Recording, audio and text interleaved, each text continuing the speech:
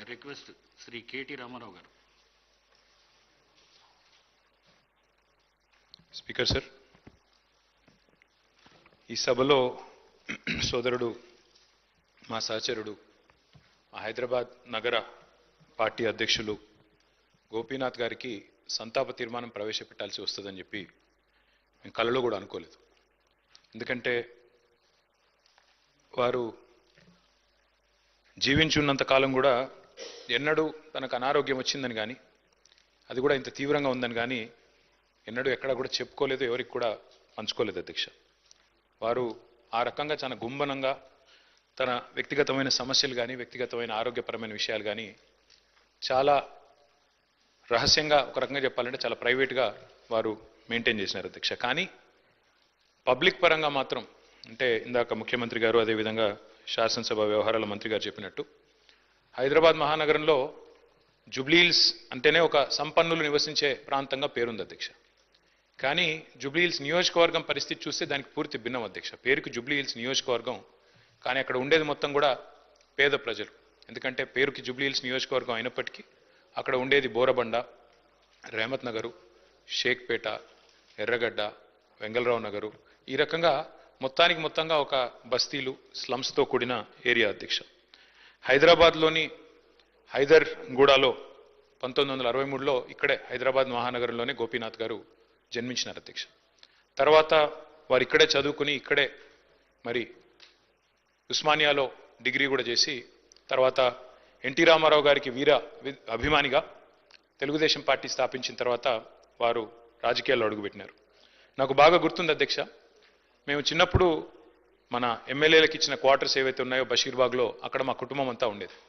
పెద్దలు కేసీఆర్ గారు ఆనాడు శాసనసభ్యుడిగా ఉన్నప్పుడు మొట్టమొదటిసారి 85లో న్యూ ఎమ్మెల్యే క్వార్టర్స్లో నివాసం ఉండేది అధ్యక్ష. మేము కూడా అక్కడే ఉండేది.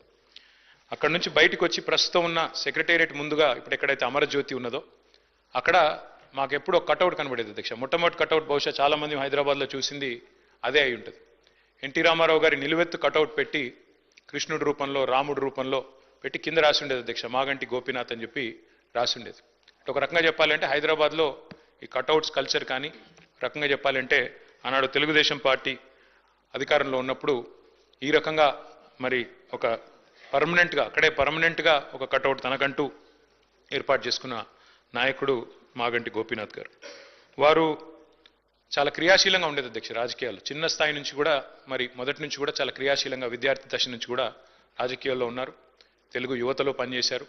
ఒక పార్టీ, ఒక నాయకుడిని నమ్ముకుంటే చివరిదాకా వారు ఒకసారి ఎన్టీ రామారావు గారి నాయకత్వంలో నడిచారు. తర్వాత తెలుగుదేశం పార్టీ ఇక్కడి నుంచి మాయమైన తర్వాత వారు కేసీఆర్ గారితో కలిసి మరి కష్టం వచ్చినా నష్టం వచ్చినా మరి 2 సార్లు కేసీఆర్ గారి నాయకత్వంలో ఎమ్మెల్యేగా గెలిచి మొదటిసారి ఎన్టీ రామారావు గారి పార్టీ తెలుగుదేశం పార్టీలో 14లో ఆనాడు మరి గెలిచి తర్వాత మరి టీఆర్ఎస్ నుండి కూడా 2 సార్లు ఎమ్మెల్యే అయినారు అధ్యక్ష.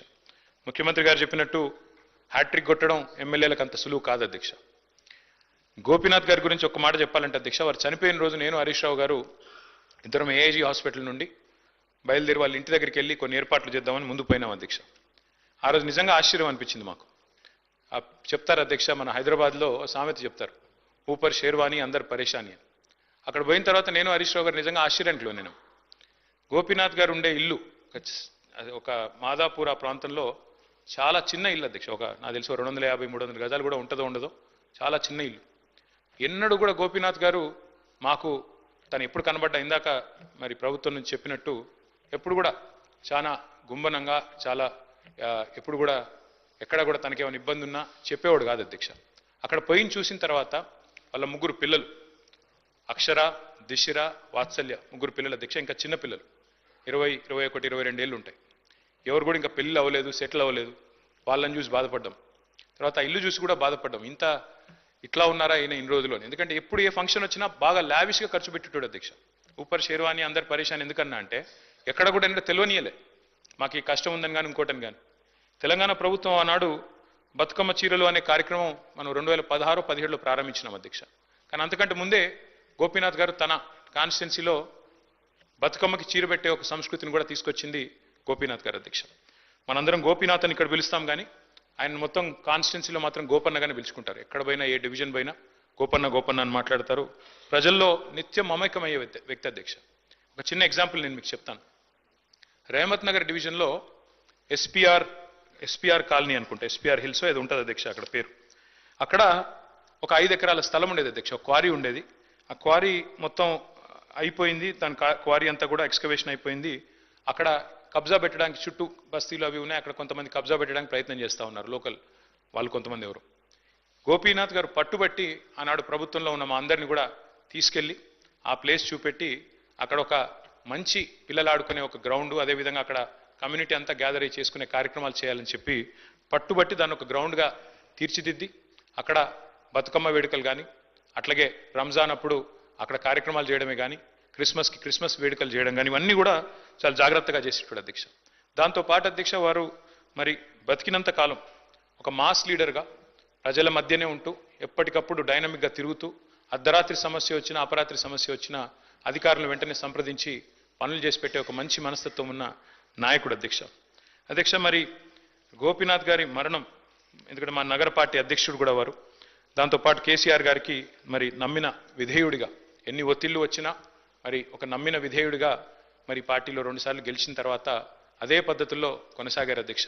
వారి మరణం మా పార్టీకి, అట్లాగే వారి కుటుంబం, వారి శ్రీమతి సునీత గారికి, అట్లాగే వారి పిల్లలకి, వారి తల్లి గారికి, వారి కుటుంబ సభ్యులందరికీ, వారి బ్రదర్కి అందరికీ కూడా తీరని లోటు అధ్యక్ష. దాంతోపాటు జూబ్లీహిల్స్ నియోజకవర్గంలో తనదైన చిరస్మరణీయమైన ముద్ర ఏదైతే గోపీనాథ్ గారు వేసుకున్నారో తప్పకుండా ఆ నియోజకవర్గానికి కూడా ఇది తీరని లోటు. ఈ దుఃఖ సమయంలో వారి కుటుంబం తరపున మా పార్టీ పూర్తి స్థాయిలో అండగా ఉంటుంది అధ్యక్ష.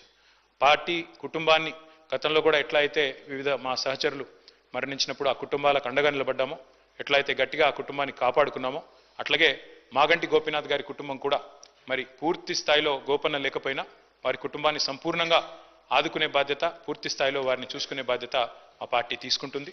మరి ఈరోజు శాసనసభలో వారి సంతాప తీర్మానంలో ప్రసంగించే అవకాశం రావడం విషయంలో బాధను వ్యక్తం చేస్తూ ఈ శోకాతప్త సమయంలో వారి కుటుంబానికి, అదేవిధంగా వారి అభిమానులకి, అదేవిధంగా కార్యకర్తలకు కూడా వారికి మనోధైర్యం భగవంతుడు ప్రసాదించాలని కోరుకుంటూ తమరికి ధన్యవాదాలు.